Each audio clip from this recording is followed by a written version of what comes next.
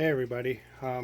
Figured this is easier, so I typed a very long response for Lisa for her epic adventure with the polka dot patio stone that she's working on, and figuring out volume. So I figured I'd do this up because after I typed up everything, I touched the wrong button and lost everything. So I figured, okay, this is just going to be easier.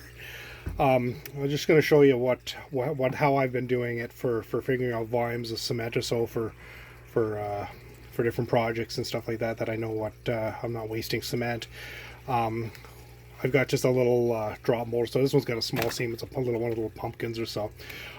Basically, what I do or so is I'll take my mold, and if it's a plastic pan or whatever, so it doesn't matter what your mold is, and I take the mold, and so I'll fill it with water. I'll fill it with sand.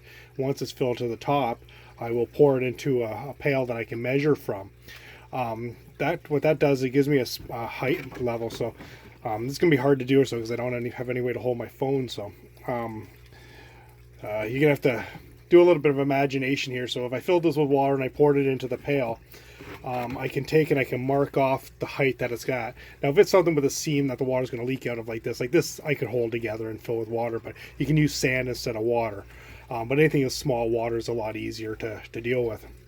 And I'll mark it off, and if you see this little pail or so I got from Home Depot, they're windows and blinds area, so with the wallpaper, so they use these for measuring the paste and stuff like that. So they sell these little pails. They got quarts and liters marked on the inside, so you don't have to see through it or so. Now this one's getting pretty scraped up or so, but got the liters of course. You can see the marker point on the shadow here, the marker line there, so that tells me I'm at the 2 quart point. So if I poured this in, I know this is going to be a skull or a duck or whatever it's going to be, and I put it in there, I mark it off or so, and then I write it down on a list just so I know exactly how much volume I need to fill that up. Now what I do then is I just take the water out of here, so dump the water, so, and then I'll put the cement mix into this. Now my first pour, what I've always done is I just use regular over the the ready mix concrete bags, the $5-6 bags or so, for the first pour, just so as a test for it, so, because it's cheap and it's simple and I can add to it or so without having to changing any of my ratios. So then I'll fill that up to that line or so with that cement mix, and then once I've got it to there, so I'll add my water, my additives, anything I'm adding into the thing. So, but usually for the first pour, it's just a regular cement and water, or concrete and water. Once you mix it up, though, when you add the water to the concrete, obviously it's going to settle. So then if you're just using the regular concrete out of the bag, you can just add a little bit more, so the gravel, sand, everything's already mixed into it. Like I said, for the first pour, so that's a taboo thing, using stuff out of the bags and stuff like that. My other mixes or so are all specific now, but for the starter one, I find that the easiest way to figure out the volume, so I'm not wasting cement. Last year, out of 170 some things that I poured, I had probably one of these little, this was like the mini Home Depot pails. This is not a 5-gallon pail, it's like a 2-gallon or whatever they are. I probably had half of that in leftover wasted concrete or so. It was very little that I had, very little crumble that I have to use and put into other mixes or anything like that. Very little of anything, because I can measure and I can get it to the point where I literally got probably a 1/4 cup extra of cement. So back to where I went off on a bit of a tangent there. So you add the cement to it, add the water to it. If it's not quite at that line, you add a little bit more cement or so, add a little bit more water to it or so, whatever you need to get a mix that's at that line. Then you can pour that into your mold, and you can obviously prep your mold or so with the release and everything like that ahead of time, especially if you've had water in the mold that you poured out originally. And that will give you an exact amount. From that point or so, I will sometimes take this and I'll weigh the pail or so I have an idea of, before I add the water to, I'll weigh the pail so I know how much cement mix I'm having to do dry. That gives me a little bit better way of just guessing at how much cement to buy or so from time to time.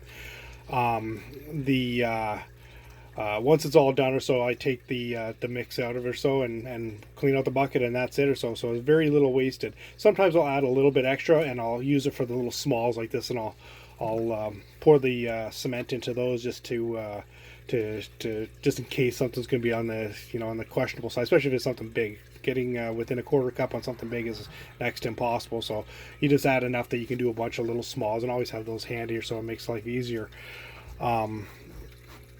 That's what I do. There's probably a lot of different ways that everyone else does it or so.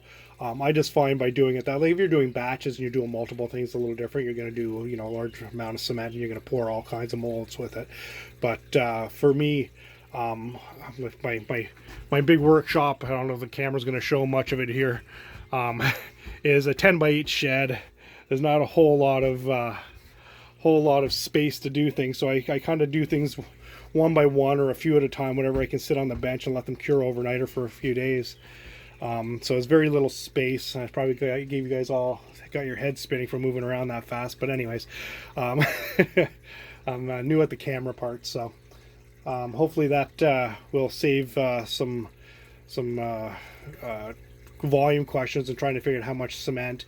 Obviously, if you're doing different colors and different dyes and things like that, you got to take that into account and separate stuff out or so, and do it separately. But if you're going to do multiple colors, I experimented around with some lettering in some molds, and just had the letterings a different color, and the rest of the backer of the cement or so a different thing. Then you got to sort of figure out the lettering or the smaller portion of whatever, so, and then deduct that from the other one. But I find this works very well or so, and like I said, I have very little waste at the end of the day or so from any cement, even at the end of the summer. I got any kind of dried up stuff from the buckets and stuff, I do crumble that down and put that into the other mixes and that.